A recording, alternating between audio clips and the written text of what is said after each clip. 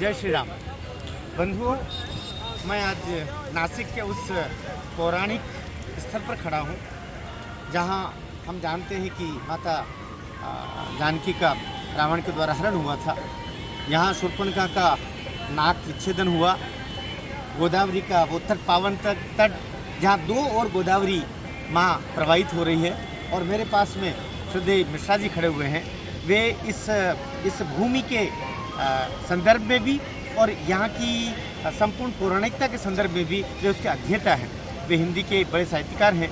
मैं श्रद्धेय से आग्रह करूँगा कि थोड़ा सा अपने बारे में भी परिचय स्वयं भी दीजिएगा और इस पौराणिकता के बारे में, साथ में इसकी भव्य ऐतिहासिकता के बारे में सब कुछ थोड़ा सा हमारे बंधुओं को बताएंगे तो हमारे लोग बात, हमारे जो सनातनी बंधु हैं लाभान्वित होंगे। श्रद्धेय मिश्रा जी। मैं डॉक्टर चंद्रिका प्रसाद मिश्र कलम खींच रहा हूँ, थोड़ा बहुत लिखने का प्रयास कर रहा हूँ। जब गोदावरी का नाम आता है तो मैं विशेष रूप से जो बताना चाहूँगा लोगों को, दर्शकों को जानना जरूरी है कि जो भारत खंडे बोला गया, भारत खंड में सबसे महत्वपूर्ण केंद्र है नर्मदा का। नर्मदा के उत्तर में जो भी है उसको उत्तर भारत कहा गया। नर्मदा के उत्तर में जो उत्तर भारत कहा गया। और ये जो गोदावरी बह रही है, गोदावरी के जो दक्षिण में उसको दक्षिण भारत कहा गया। और जो नर्मदा और गोदावरी के बीच की जो जगह है उसको दंडकारण्य कहा गया। क्या बात है। ये उड़ीसा से लेके नासिक तक दंडकारण्य। ओहो ओहो ओहो। तो इसी दंडकारण्य में सबसे जटिल जितने दस्यु हुआ करते थे उस समय राम जी के, उनका निवास स्थान खरदूषण वगैरह यही रहते थे। सारे राक्षस यही ज्यादातर, मतलब ये महत्वपूर्ण सघनता से यहीं रहते थे। जल दंडकारण्य नाम ही बता रहा है। एक बार फिर से थोड़ा सा बताइएगा। ये हमारी ये पावन नदियों के साथ में दंडकारण्य और दंडकारण्य का क्षेत्र एक बार और बताइए। जी, नर्मदा को भारत खंड का केंद्र माना गया। उसके उत्तर में उसको उत्तर भारत के नाम से जाना गया। दूसरी महत्वपूर्ण नदी गोदावरी है। इसको भी महाराष्ट्र में गंगा ही बोलते हैं। सामान्य लोग महाराष्ट्र की गंगा, महाराष्ट्र की गंगा है। तो इस गोदावरी के दक्षिण को दक्षिण भारत कहा गया। दक्षिण भारत गोदावरी के दक्षिण में ही है। अब इन दो महत्वपूर्ण नदियों के बीच का जो स्थन है, ये सघन रूप से, जो मध्य प्रदेश की भी आप अगर भी छत्तीसगढ़ की देखेंगे तो जो वनों की सघनता है वो इसमें सबसे ज़्यादा है। SC/ST वाला इलाका सबसे ज़्यादा यही है। बस्तर वगैरह इसी उसमें आते हैं। तो ये राम जी के काल में, त्रेता युग में, कहते हैं कि ये जो राक्षस रहते थे या दुष्प्रवृत्ति वाले लोग रहते थे, उनका आधिपत्य इसी क्षेत्र में था। उत्तर और दक्षिण में कम रहता था। ये जो दंडकारण्य के रूप से प्रसिद्ध है, उड़ीसा से लेके नासिक पर्यंत ये पूरा का पूरा दस्यु लोगों का, राक्षस लोगों का निवास स्थान हुआ करता था और वो अपने को इस क्षेत्र में सुरक्षित था। बहुत अच्छी जानकारी। ये उनके लिए सुरक्षा गाह था। जी, सुरक्षा था। सघन वन थे, उसमें रहते थे। विशेष रूप से छत्तीसगढ़ का नक्सलवाद आज यही पनप रहा है। तो कि वही इन्हीं के पूर्वज थे वो। जो भी है, यानी वो प्रवृत्ति के लोग आज भी नक्सल वाले इसी क्षेत्र में ज्यादा पाए। बिल्कुल। अब ये जो गोदावरी है, ये नासिक के यहाँ से लगभग 30 किलोमीटर दूर, 27 किलोमीटर रोड से नापेंगे तो 27 किलोमीटर त्र्यंबकेश्वर एक पुण्य क्षेत्र है।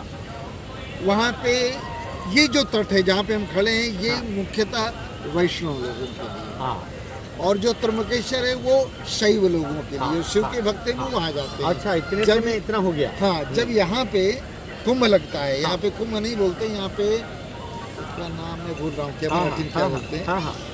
तो यहाँ पे मराठी में बोलते हैं, अभी जुबान पे लेकिन भूल रहा हूँ, विस्मृत हो रहा है। तो जैसे उत्तर भारत में या उज्जैन में, हरिद्वार में तो कुंभ बोलते हैं। तो जब यहाँ 12 वर्ष में कुंभ लगता है, अगला 2027 में आएगा। तो 2027 में जब आएगा तो जो वैष्णव हैं प्रमुखता से, मतलब कोई बहुत स्पष्ट डिवीजन नहीं है, लेकिन प्रमुखता से वैष्णव यहाँ रहते हैं और शैव त्र्यंबकेश्वर। जबकि ये 50 किलोमीटर की दूरी है लगभग, कम 27-28। तो त्र्यंबक का ये जो यहाँ पे जो ज्योतिर्लिंग है, ये कई मानों में विशेष। सब जगह एक ही मूर्ति मिलती है आपको, एक ही लिंग मिलता है। त्र्यंबकेश्वर में जो उपसर्ग लगा है त्रा, यहाँ पे 3 लिंग हैं। ओहो। इसलिए त्र्यंबकेश्वर। इसलिए इसको बोलते हैं। ब्रह्मा विष्णु महेश तीन। ओ हो। और हमारी जो आस्था है, जी शायद वैज्ञानिक तथ्य भी हाँ। आए हैं, हाँ लेकिन मैं बहुत प्रमाण के साथ नहीं बोलूँगा, लेकिन हमारी आस्था कि जो गोदावरी नदी निकलती है, हाँ। गोदावरी के उद्गम ब्रह्मगिरी बोलते हैं वैसे उसको। त्र्यंबकेश्वर से निकलती है गोदावरी। ब्रह्मगिरी में अगर आप जैसे सिंदूर वगैरह डाल दें, हाँ तो कुछ समय बाद वो सिंदूर जो यहाँ पे 3 पिंडियाँ हैं, हाँ। त्र्यंबकेश्वर, हाँ वहाँ पे निरंतर जल आता रहता है, ओहो। वो सिंदूर वहाँ आ जाता है। तो ओह। ये माना जाता है कि गंगा नदी गोदावरी सबसे पहले प्रभु के चरणों में आकर उनका चरणपात करती हैं, ओहो। इसके बाद फिर क्या वाह। तो ये जो चलती यहाँ पे थोड़ी दूर पहले, यहाँ से 10 किलोमीटर 12 किलोमीटर पहले गंगापुर डैम है, हाँ और वो एशिया का हो सकता है, विश्व का हो। हाँ एशिया का अकेला ऐसा डैम है जो पूरी तरीके से मिट्टी से बना है। हाँ प्रायः डैम वगैरह कंक्रीट हाँ, सीमेंट हाँ। से, ये पूरी तरीके से मिट्टी का बना है डैम। डैम। ओहो। और यहाँ जल भंडारण होता है, वो जल भंडारण का मतलब पेयजल के रूप में इस्तेमाल होता है। हाँ तो जब कभी भी वहाँ ज़्यादा हो गया, जल स्तर बढ़ गया, तो छोड़ देते हैं, हाँ। फिर ये पूरा जाम खड़े सब ये डूब जाता यहाँ आ है, जाता है। जलमग्न हो जाता है। ये गोदावरी माँ वहीं से निकली। वहीं से निकलती है, यहाँ से 27-28 किलोमीटर दूर। तो यहाँ इनका रूप जो है जरा बहुत सौम्य है, समझ। लेकिन जैसे आप आंध्र में जाएंगे इनका विकराल रूप देखने को मिलता है। एक बड़ी नदी है। वो तो गोदावरी हाँ। शहर ही है पूरा। जी जी जी, जो बातें बताऊं, बिल्कुल हाँ बताइए। हाँ हम यही के स्थानीय के सामने रहते 100-125 साल से। जी जी हाँ जी। हाँ। आओ इधर आ जाओ, इधर आ जाओ। हाँ। आओ बोलो। हम तो कवि लोग हैं। बोलो। अरे बाप रे भाई, हाँ। मैं आर्टिस्ट हूँ। हाँ बोलो बेटा बोलो। आपका शुभ नाम क्या है? सुहास पाटिल। सुराज पाटिल जी। बोलो बेटा बोलो। सुहास। हाँ बोलिए।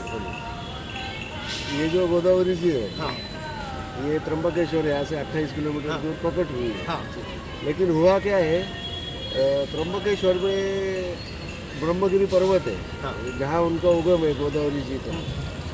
तो ब्रह्मगिरी पर्वत के ऊपर एक कुंड है, ऐसी प्रवाहित नहीं है, हाँ। ऐसी प्रवाहित हाँ है। हाँ तो उस कुंड में जहाँ शिवजी ने अपनी जटाएं आपी थी, हाँ तो जटाएं आपटने के बाद में, अभी समझो ये अपना हाथ के ऊपर आपने थोड़ा सा पानी ले लिया हाँ और ये अपने जटा ऐसी अपटी उसके ऊपर, हाँ तो कुछ पानी आगे निकलेगा, कुछ पानी पीछे निकलेगा। हाँ। वो जो पीछे निकला पानी वो मैं बाद में बताऊंगा। जो आगे निकला, हाँ, ये वैज्ञानिक। क्या हुआ, नहीं, हम पुराने इसलिए, हाँ जो आगे निकला पानी, हाँ तो वो ब्रह्मगिरी के ऊपर जो कुंड है, हाँ। उसमें वो पानी है। वहाँ आप जाइए ब्रह्मगिरी के ऊपर, वहाँ वो कुंड दिखता है, लेकिन वहाँ गोदावरी जी गुप्त हो जाती है। जी फिर वहाँ से गुप्त होके 1-2 किलोमीटर, आधा किलोमीटर अपन नीचे आए पर्वत के, तो गंगा द्वार है, जी जी। फिर वहाँ पे प्रकट होती है। हाँ वहाँ भी कुंड है, ऐसे प्रवाहित नहीं है। तो गंगा द्वार में भी वो जो है उनका रूप उधर क्या बोलते प्रकट होती हाँ है। प्रकट हो। फिर वहाँ से भी लुप्त हो जाती है, हाँ जी जी। वहाँ से भी ऐसा प्रवाहित नहीं है। हाँ। फिर से लुप्त हुई। फिर नीचे अपन त्र्यंबक में आते हैं, कुशावर्त है। जी जी कुशावर्त में भी एक कुंड है, जैसे ये कुंड जैसे हाँ। बहा रहा है वैसा नहीं, तो वहाँ पे वो लुप्त हो जाती है, गुप्त हो जाती है। तो ये गोदावरी जी 3 जगह पे प्रकट होके गुप्त हो गई, लुप्त हो गई है। ये ऊपर आ नहीं रही थी। इसलिए भगवान विष्णु ने सुदर्शन चक्र चलाया। उस कुंड का नाम है चक्र तीर्थ। नैमिषारण्य में है ये तो। नहीं, त्र्यंबक के 10 किलोमीटर पहले बेजे फाटा लगता है। अच्छा, अजनेरी के पास में? नहीं, अंजनेरी के थोड़ा सा आगे। अच्छा। हाँ? तो वहाँ से आप उधर बोर्ड भी लगा है, हाँ ऐसा बड़ा वो चक्र भी है। ऐसे ही बना जैसे ये बना है। हाँ, ऐसा बड़ा चक्र हाँ, भी है। आप अगर वहाँ चले जाएंगे तो वो चक्र तीर्थ है, और वहाँ से गोदावरी जी उत्पन्न हुई है और समुद्र तक प्रवाहित होते होते गई है। यानी कि ब्रह्मगिरी में लुप्त हुई, गंगा द्वार में लुप्त हुई, कुशावर्त में लुप्त हुई, ऊपर कहाँ से आई? चक्र तीर्थ।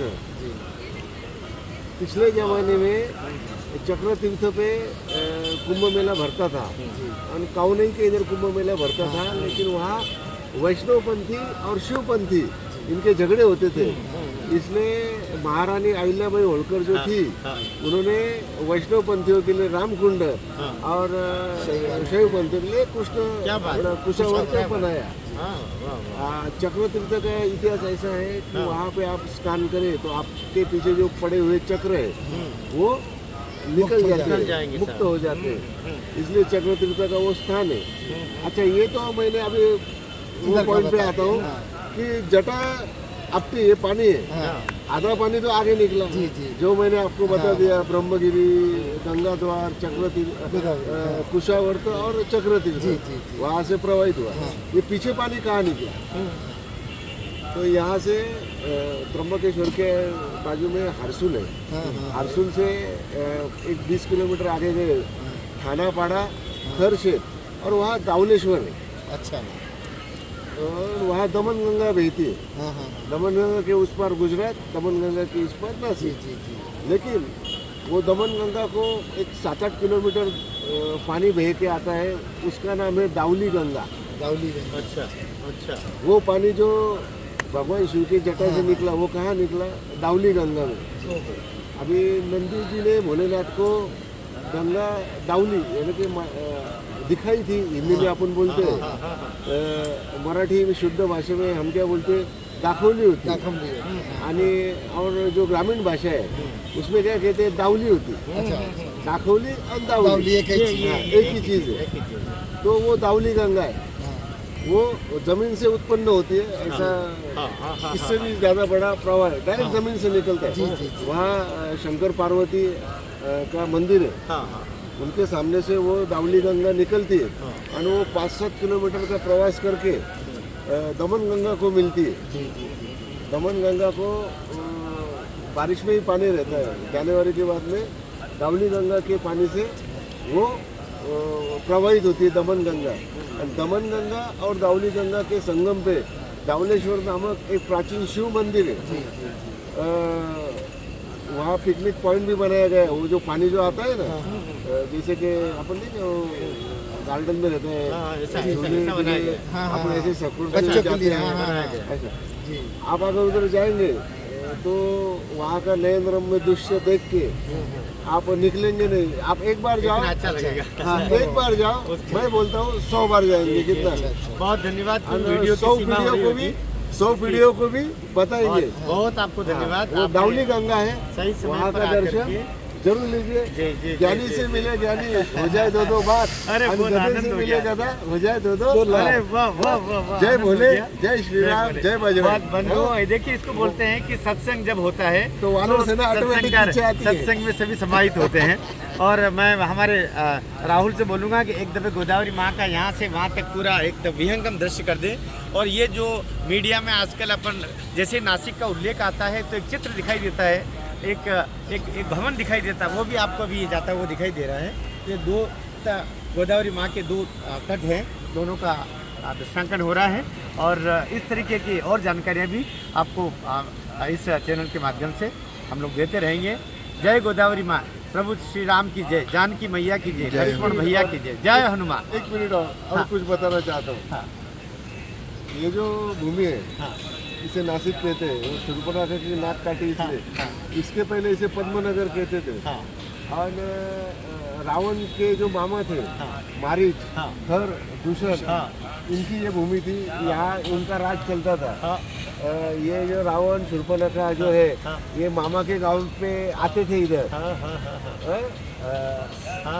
सीता माई का हरण हुआ, किसी ने कुछ नहीं बताया राम जी को, बंदरों ने बताया कहाँ गया, और जटायु ने बताया कि कहाँ किधर से किधर। तो इस भूमि पे के ऊपर खर, दूषण और मारीच मामा जो सुनहरा हरिण, ये उनकी भूमि थी। बहुत बहुत धन्यवाद। जय श्री राम, जय भोले, जय बजरंग। भेंट होते। जय श्री राम, जय भोले, जय बजरंग।